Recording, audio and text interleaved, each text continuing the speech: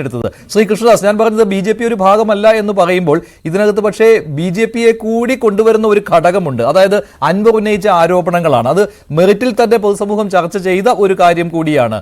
മുഖ്യമന്ത്രി പിണറായി വിജയനും BJPയുമായിട്ട് ചില രഹസ്യ ബന്ധങ്ങൾ ഉണ്ട് എന്ന്. ഉദാഹരണ സഹിതം തൃശൂർ പോലെയുള്ള കാര്യങ്ങൾ അദ്ദേഹം ഉന്നയിക്കുകയും ചെയ്തതാണ്. പല കേസുകളുടെയും കാര്യം ഉന്നയിക്കുകയും ചെയ്തതാണ്.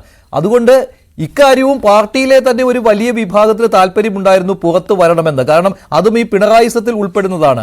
അതിൽ അൻവർ ഒരു ടൂളാവുകയായിരുന്നു എന്ന് അൻവർ തന്നെ സമ്മതിച്ചാലും ആ മെറിറ്റും ഇപ്പോൾ അദ്ദേഹം ഉന്നയിച്ച ഈ കാര്യവും കൂടി BJP ബന്ധം പോലും അതുപോലും വെറും ഒരു ആരോപണമായി അവശേഷിക്കുന്നതല്ലല്ലോ. മഞ്ജുഷെ, കഴിഞ്ഞ കുറച്ച് നാളുകളായി ശ്രീ അൻവറിന്റെ നേതൃത്വത്തിൽ നടക്കുന്ന കേരള രാഷ്ട്രീയവുമായി ബന്ധപ്പെട്ടുകൊണ്ടുള്ള ചില വെളിപ്പെടുത്തലുകൾ, അദ്ദേഹത്തിന്റെ ആരോപണങ്ങൾ, അതെല്ലാം പ്രധാനമായും ഇടതുപക്ഷ സർക്കാരുമായി ബന്ധപ്പെട്ടുകൊണ്ടുള്ളതാണ്.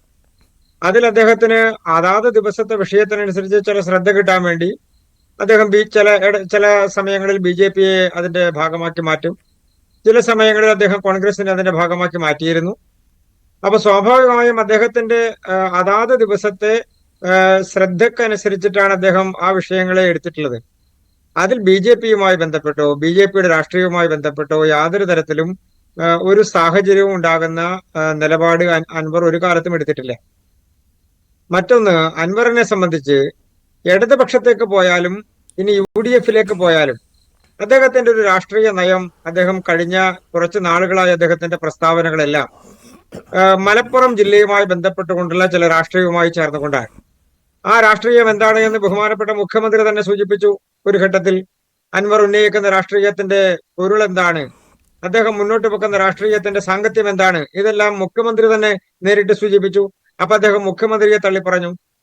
അതുവരെ മുഖ്യമന്ത്രി പറയുന്നതിനനുസരിച്ച്, ശ്രീ പിണറായി വിജയന്റെ ആജ്ഞക്കനുസരിച്ച് രാഷ്ട്രീയ ആരോപണങ്ങൾ ഉന്നയിക്കുകയും രാഷ്ട്രീയ നിലപാടുകൾ സ്വീകരിക്കുകയും എതിർ പക്ഷത്ത് നിൽക്കുന്ന രാഷ്ട്രീയ പ്രവർത്തകർക്ക് ആരോപണങ്ങൾ ഉന്നയിക്കുകയെല്ലാം ചെയ്തിരുന്ന ശ്രീ അൻവർ വളരെ പെട്ടെന്ന് അദ്ദേഹത്തിന്റെ ചുവടുമാറ്റമുണ്ടായി. അദ്ദേഹം മുഖ്യമന്ത്രിക്കെതിരെ തിരിയുന്നു, ആരോപണങ്ങൾ ഉന്നയിക്കുന്നു.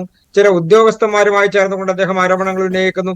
ആ ഉദ്യോഗസ്ഥന്മാരുമായി ചേർന്നുകൊണ്ട് അദ്ദേഹം മുഖ്യമന്ത്രിയുടെ പൊളിറ്റിക്കൽ സെക്രട്ടറി അടക്കം ചേർത്തുകൊണ്ട് ആരോപണങ്ങൾ ഉന്നയിക്കുമ്പോൾ അദ്ദേഹത്തിന്റെ രാഷ്ട്രീയ ലക്ഷ്യം ഒരു ഭാഗത്തുണ്ടായിരുന്നു. മറുഭാഗത്ത് അദ്ദേഹം പ്രതിനിധാനം ചെയ്യുന്ന, ആത്യന്തികമായി അദ്ദേഹം മുന്നോട്ട് വെക്കുന്ന ഒരു ആശയം എന്ന് പറയുന്നത് മലപ്പുറം ജില്ലയുമായി ചേർന്നുകൊണ്ടാണ്. ഇപ്പൊ അദ്ദേഹം മലയോര പ്രശ്നത്തെ കുറിച്ച് പറയുന്നു, കാട്ട് നയവുമായി ബന്ധപ്പെട്ട്, കാടിന്റെ നയവുമായി ബന്ധപ്പെട്ടുകൊണ്ടുള്ള പ്രശ്നങ്ങളെ കുറിച്ച് പറയുന്നു. അപ്പൊ അതെല്ലാം അദ്ദേഹം സൂചിപ്പിക്കുമ്പോൾ